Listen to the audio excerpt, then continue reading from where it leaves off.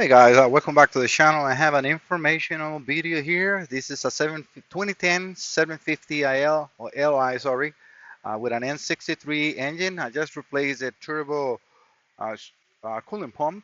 Was having a shorted pump, so I just replaced that. Very easy repair, very straightforward. So I didn't record that because it's not really simple. As you can see, I got the car in the air because I want to install the engine undercover. I removed that so I can get all the coolant dripping in there and nothing on the floor. As you can see, I keep my bay nice and clean. All right, the reason of the video I want to share, this is an N63 engine that has one computer only. Some of these vehicles have two DMEs. When you have that, you have all the values on one side and on the other side on different computers. And this one, you have everything on one side only, which is great because then you can compare map sensor value to map sensor value, balance position to balance position, and then fuel rail pressure set points um, with the actual set point with the actual value and bank to bank, which is very, very important. As I will show in the video, I'm actually doing this after I record the first part, but I'm going to put this after. You're going to see the temperatures lower than what I have now. The reason I was doing that because I wanted for my records, but you know what? I thought about like, I need to share this with everybody as well. So at first I got the hood open. Right now I close the hood like that, the engine gets warmer faster. And then we can see the changes on grams per second on the master flow sensor, which you will see that it changes. Even though it's the same RPMs, the temperature will make those readings change because the computer is adjusting, everything differently. So it's less air or more air depends on how cold or how warm the engine is. So that's why I want to share these values. Very important. We got now right now 90 Celsius. This is in Celsius, not in Fahrenheit. You can do the conversion if you want to know. But if you work in a BMW, you will be reading the same thing as I am right now. Again, we can see the bank to bank. They're pretty much reading the same. The vanos are very important. I wanted to know what the changes are compared to temperatures. So far, just a little on the exhaust side. The intake is not moving, it stays on 120, but that's on both banks. And the fuel air pressure, you will see what it changes as also as the temperature changes with the engine, the pressure changes, injection millisecond changes. So based on map sensor, based on coolant temperature sensor, and also I would like to add another pit in here that I don't have before, which will be the intake temperature sensor. Those are very important. And maybe that's just a throttle valve opening, like that we can see what the computer is also doing with those. And that is very important because sometimes you don't take in consideration about the intake temperature, and that is a very important bit. If we have, let me see if we have the outside temperature reading in here, which is also a very important bit. Sometimes they don't put them in here.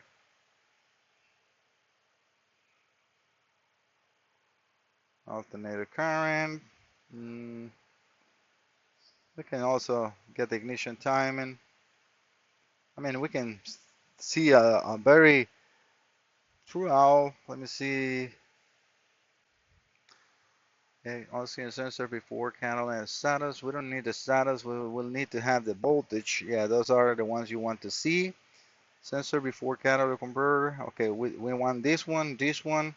You want the voltages. Conversions, yes, you can have. If you want to see the air fuel ratio, we can have that one as well. Let me see, access converter 2. And then we're gonna have oxygen sensor after capacity. This is the number 1. Where are the values for number 2? See, that's that's what I sometimes I don't like about these fits that the manufacturer gives us. Okay, I can see sensor before the catalytic converter and after catalytic converter on bank 1. Where is that on bank 2? It's not. And I guarantee you, you get the aftermarket, you go to OBD2, and you will get all those because they're really important information for us technicians to use when you are trying to find a problem with you know a problematic child, let's say, car. All right, so in that case, I will not see too much from those, especially we only see one side. And yeah, we don't have the outside temperature here. Oh, ambient pressure now. Oh, ambient temperature, yes, it is right here. So, all right, Disregard what I said. All right, so we can read those values. As you can see, the engine is getting nice and warm. And look at the mass airflow kilograms per hour. Going from, I'm gonna tell you, when it was colder, same RPM. It was at 14. Right now we're in 12.6. Throttle button opening, we can see they're pretty much the same on both sides. Intake temperature, both readings are very close to each other. The values are just slightly changed, not much. Fuel road pressure, yeah, they drop down from 50 and they're coming down, depends on the temperature. Again, this is just one of the sides for the O2 sensors, and that's the voltage conversion. And this is the ignition time, and that's it. But yeah, so I want to share this information. If you're running into an N63 and you don't know what the values are needed to run a car cold and warm, this is your video. And I like to have, like I said, my own database that I can have an unknown good car recorded and then use it as an example. I mean, you can always, and that's what I like about the top done. With the top done, you can record all these values and use it as an example for later on. But you can do this as well and then revisit the video.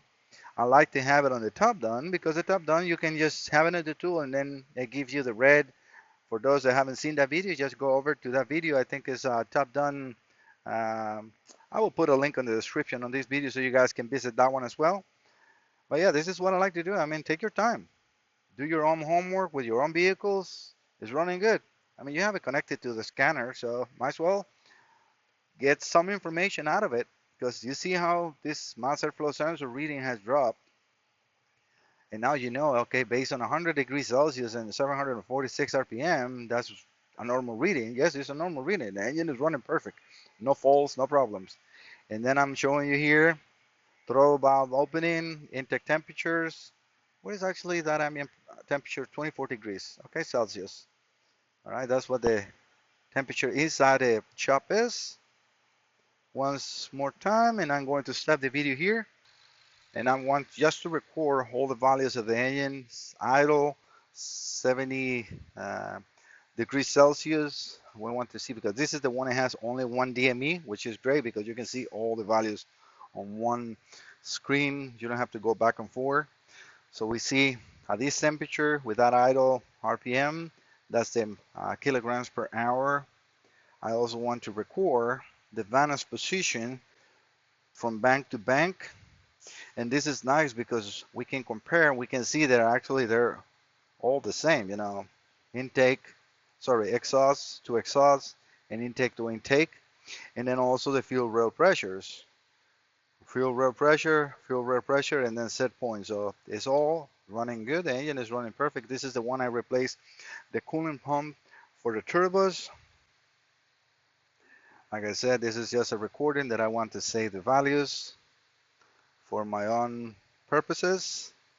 I want to see what the changes are as far as when the temperature gets higher, because I've seen other vehicles where the map sensor reading goes really low, not in the N63B, but on the, I think it was an M55. So I want to see if that is the case in here. And I also remember seeing the changes on the vanos as well, changing a lot. I think I got that recording for my car, but my car has, I think, 2 DMEs. I think I got recording 1 and recording 2, which we can use as a sample too. I recorded that on the top down, so those files are always there to use as an example. Again, this is just an idle values, 744. Temperature is raising slowly but surely. Going to stop the video. When it changes, I will come back. All right, guys, thank you so much for visiting the channel. Again, this is in Bavarian Motor Repairs in Maryland. This is where we work. If you got any BMW, Mini Cooper, Rolls Royce that you want to bring over, I will put a link on the description for the shop so you can come and visit us. This is a very nice environment, a very good shop, very good technicians. You will be in very good hands. And again, thank you so much for visiting My Salazar Diagnostics. See you next time. Bye-bye.